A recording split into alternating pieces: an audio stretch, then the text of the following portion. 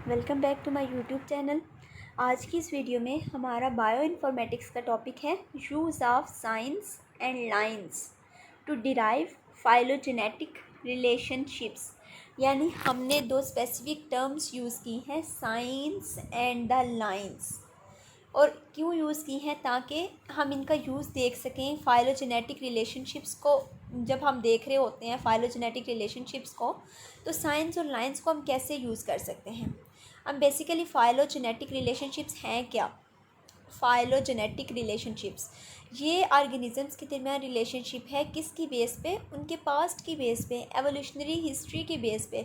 आया कि वो पास्ट में सिमिलर थे, उनका सेम इंसेस्टर था, या डिफरेंट इंसेस्टर से वो इवॉल्व हुए थे। इन सारी बेसिस पे उनके दरमियान एक रिलेशनशिप बनाया जाता है जिसको ट्री की मदद से शो किया जाता है। अब इसमें ना साइंस और लाइंस का पढ़ने से पहले हम थोड़ा सा ना बैकग्राउंड ले लेंगे कि जब हम क्या करते हैं। हम बेसिकली हमारे पास एक रीसेंट ऑर्गेनिज़म है ना, न्यू ऑर्गेनिज़म है, हम उसका डीएनए लेते हैं, प्रोटीन्स वगैरह लेते हैं, उनको कंपेयर करते हैं पास्ट में जो ऑर्गेनिज़म प्रेजेंट थे उनके डीएनए और उनकी प्रोटीन्स के साथ। ठीक है, तो उससे हमें पता चलता है कि ये सिमिलर हैं या डिफरेंट हैं। तो अब हमारी मेजर प्रॉब्लम क्या है इस कंपैरिजन में? सबसे पहले हमने इस चीज़ को स्टडी करना है कि मेजर प्रॉब्लम क्या है हमारी। ठीक है,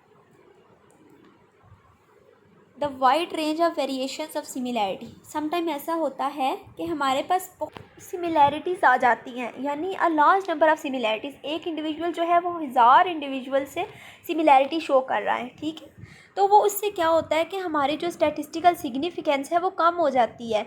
यानी हमें नहीं पता चल पाता कि एक्चुअली ये ऑर्गेनिज़म जो है वो किससे रिलेट कर रहा है। एक प्रॉब्लम तो ये हो गई। दूसरी प्रॉब्लम क्या है कि एवोल्यूशन जो है वो डिफरेंट रेट्स पे होती है। For example rates of evolution की अगर हम बात करें तो वो दो तरह के हैं कि एवोल्यूशन जो है वो स्लोली होती है, ठीक है, या फिर अचानक से स्टेबल चल रहा होता है सब कुछ, और अचानक से एक ऐसा इवेंट आता है जो सब कुछ चेंज कर देता है। यानी एवोल्यूशन जो है वो अब्रप्टली भी हो सकती है और इन स्टेबल फॉर्म में भी हो सकती है, कंटिन्यूस फॉर्म में भी।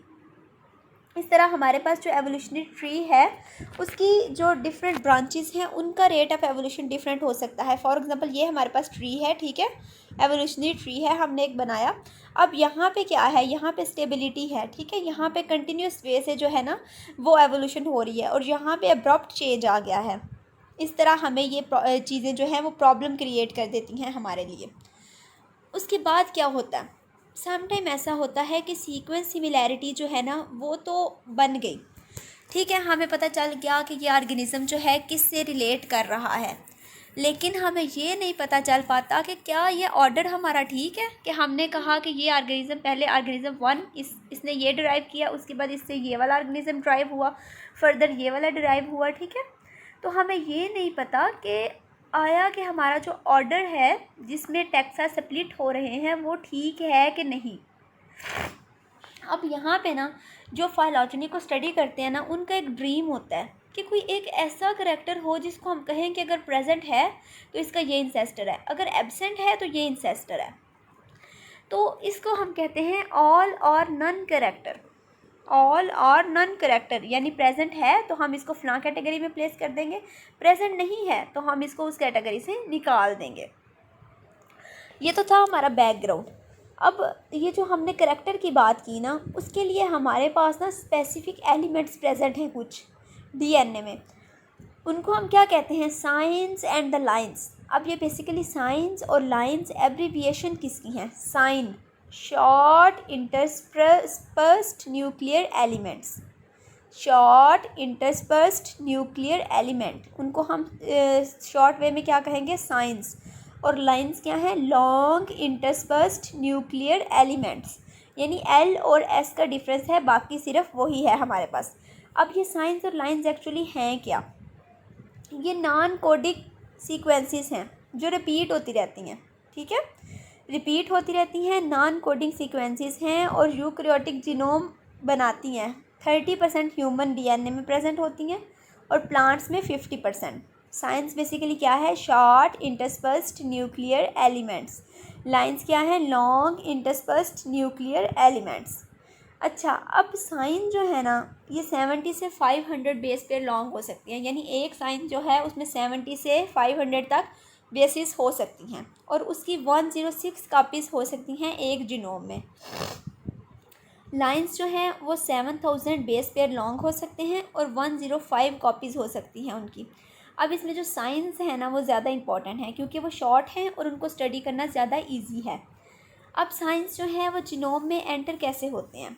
रिवर्स ट्रांसक्रिप्शन ऑफ आरएनए, ये आपने पढ़ा होगा कि एक एंजाइम होता है रिवर्स ट्रांसक्रिप्टेज जो आरएनए को कन्वर्ट कर देता है कम्प्लीमेंट्री डीएनए में।